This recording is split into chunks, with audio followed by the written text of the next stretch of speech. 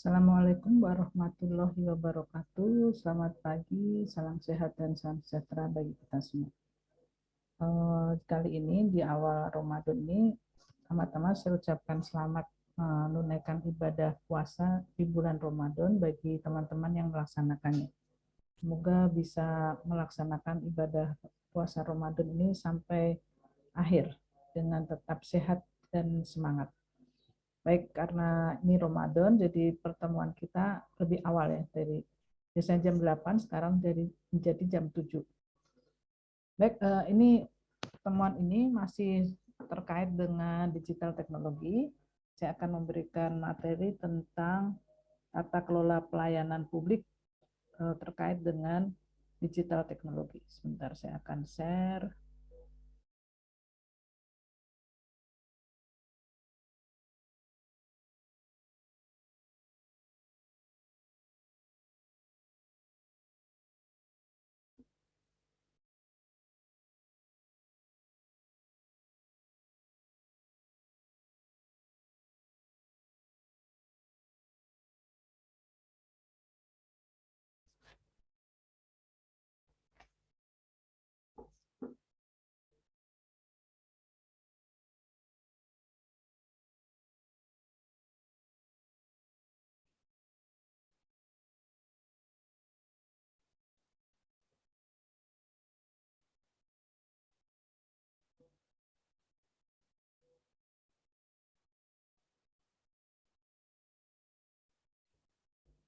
Baik, ini tentang tata kelola pelayanan publik berbasis digital. Tata kelola pelayanan publik itu merupakan kegiatan atau rangkaian kegiatan dalam rangka pemenuhan kebutuhan pelayanan sesuai dengan peraturan perundang-undangan bagi setiap warga negara dan penduduk atas barang, jasa, dan atau pelayanan administratif yang disediakan oleh penyelenggara pelayanan publik. Terdapat Undang-Undang Pelayanan Publik, di mana di sini ada pengaturan hubungan pemerintah dengan masyarakat dalam suatu proses pelayanan yang diatur melalui hukum pelayanan publik, yaitu adanya Undang-Undang Nomor 25 Tahun 2009 tentang pelayanan publik. Nah, kemudian ini adalah tujuan pelayanan publik. Tujuan pelayanan publik pada umumnya adalah bagaimana mempersiapkan pelayanan publik tersebut yang dikehendaki atau dibutuhkan oleh publik dan bagaimana menyatakan dengan tepat kepada publik mengenai pilihannya dan cara mengaksesnya yang direncanakan dan disediakan oleh pemerintah. Tujuan lebih rincinya adalah sebagai berikut. Yang pertama, menentukan pelayanan yang disediakan, apa saja macamnya.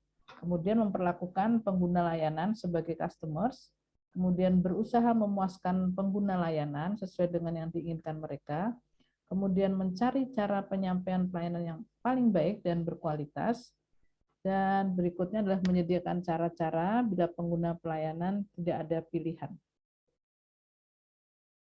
Nah, kemudian apa saja jenis pelayanan publik? Yang pertama, pelayanan barang.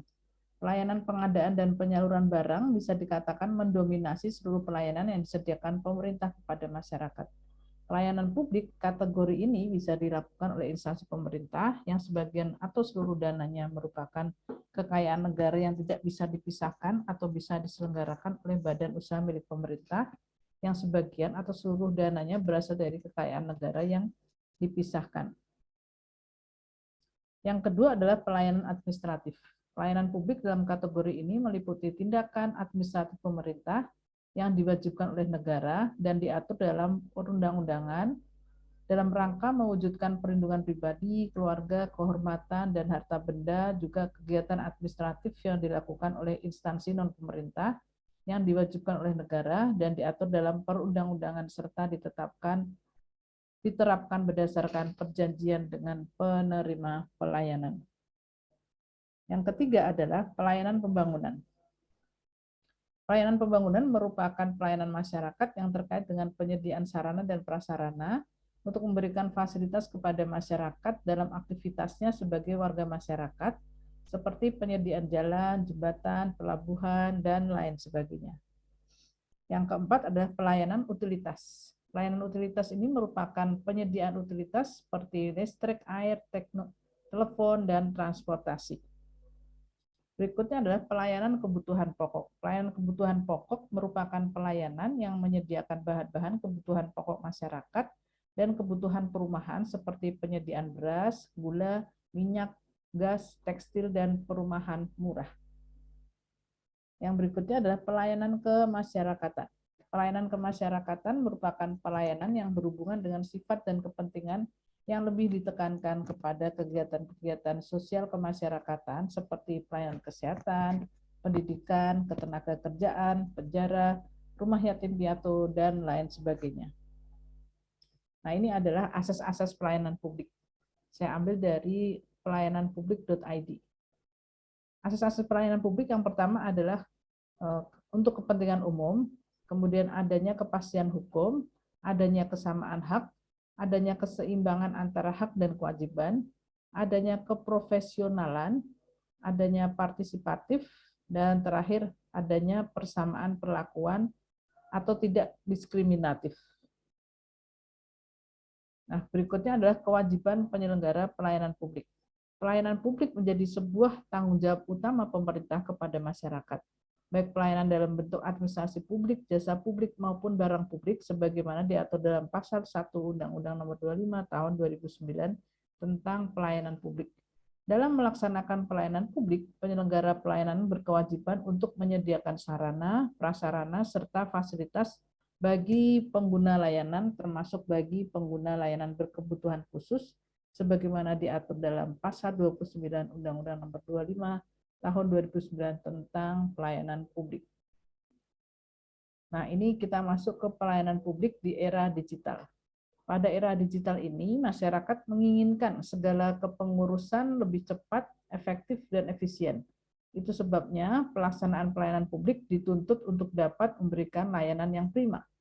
Untuk mewujudkan pelayanan publik yang berkualitas, kantor wilayah maupun satuan kerja harus mengubah paradigma pola penyelenggaraan pelayanan publik dari yang semula berorientasi sebagai penyedia layanan menjadi pelayanan yang berorientasi kepada kebutuhan masyarakat sebagai pengguna layanan. Pemberi layanan harus menerapkan pedoman standar pelayanan untuk meningkatkan kinerja dan pelayanan kepada masyarakat. Nah, ini ada transformasi digital pelayanan publik harus diikuti dengan perubahan mindset. Reformasi birokrasi salah satunya diwujudkan melalui akselerasi pemanfaatan dukungan teknologi informasi secara intensif dan masif. Oleh karena itu, transformasi digital dalam pelayanan publik harus diikuti dengan perubahan mindset. Wapres menuturkan bahwa digital governance merupakan sebuah solusi dan keniscayaan dalam mengoptimalkan pelayanan publik. Guna mendukung program tersebut, Wapres menjelaskan bahwa pemerintah telah menganggarkan sebesar 30,5 triliun untuk mempercepat transformasi digital penyelenggaraan pemerintahan. Nah, ini pentingnya percepatan transformasi digital pemerintah. Percepatan penyelesaian regulasi, pedoman dan standar teknis implementasi sistem pemerintahan berbasis teknologi elektronik. Kemudian berikutnya adalah penyelesaian pembangunan dan pengembangan infrastruktur digital dan percepatan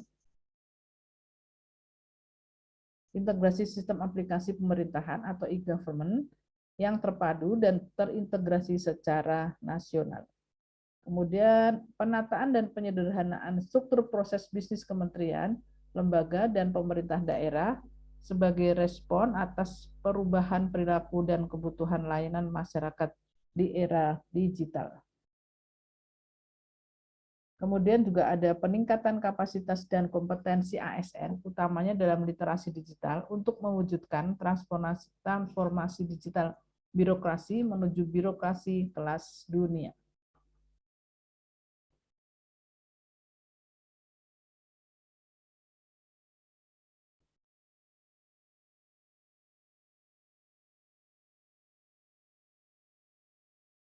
Berikutnya saya akan putarkan ada video sebentar ya.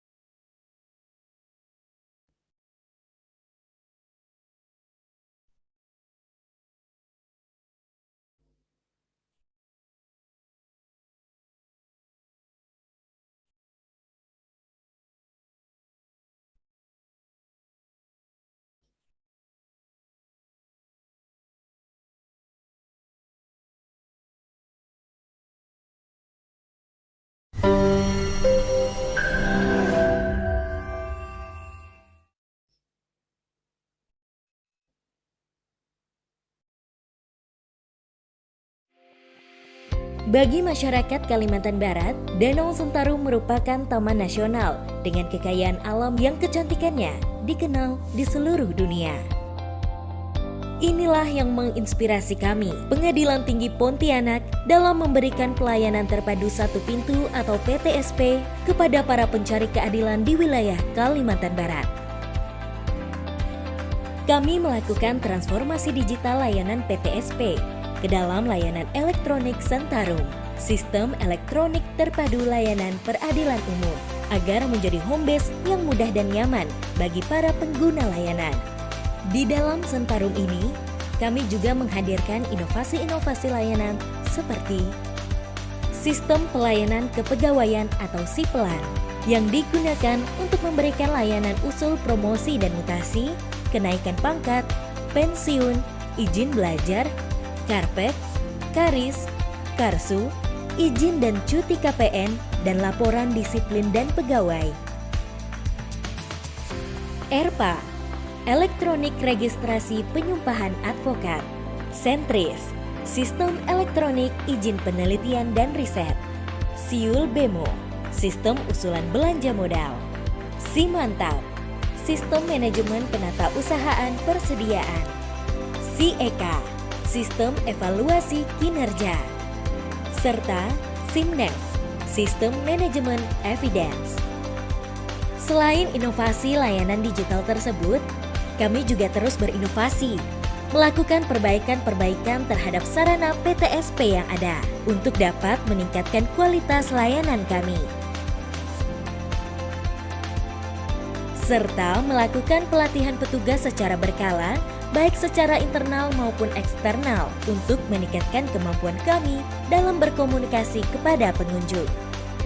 Kami menjamin bahwa hak para pencari keadilan dipenuhi untuk mendapatkan layanan yang prima, berdasarkan prinsip mudah, ringkas, praktis, transparan, dan bebas biaya, kecuali pelayanan yang diatur dalam PNBP, sebagaimana maklumat pelayanan, standar pelayanan, dan SOP yang kami ikrarkan.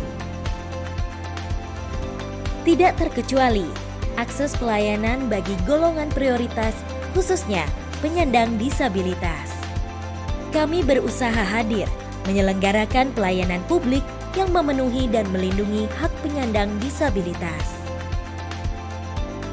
Dan apabila dalam layanan kami terdapat berbagai keluhan maupun ketidaksesuaian dari SOP dan standar layanan kami menyediakan kompensasi layanan berupa souvenir sebagai bentuk permohonan maaf kami yang telah memberikan ketidaknyamanan kepada para pengguna layanan.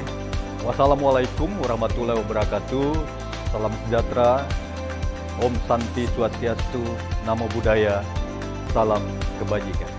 Selaku anggota Peradi, memberikan apresiasi yang luar biasa terhadap pelayanan yang diberikan oleh Pengadilan Tinggi Pontianak ya, terhadap masyarakat yang mencari keadilan.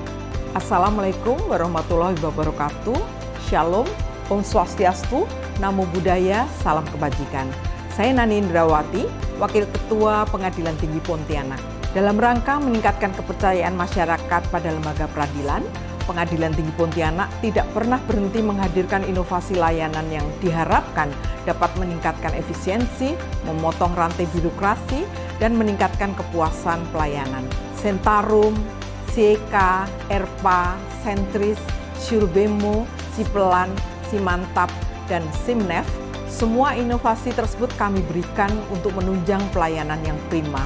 Begitu juga terhadap layanan PTSP. Kami berusaha meningkatkan kompetensi petugas kami melalui pelatihan dan pembinaan secara berkala, dan juga meningkatkan sarana prasarana yang ada untuk menjamin hak pengguna layanan terpenuhi.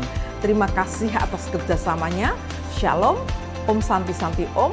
Wassalamualaikum warahmatullahi wabarakatuh.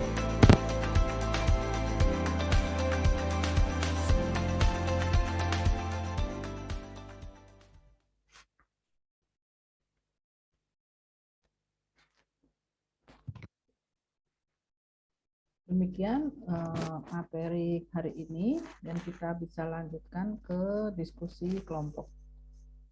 Saya akhiri. Wassalamualaikum warahmatullahi wabarakatuh.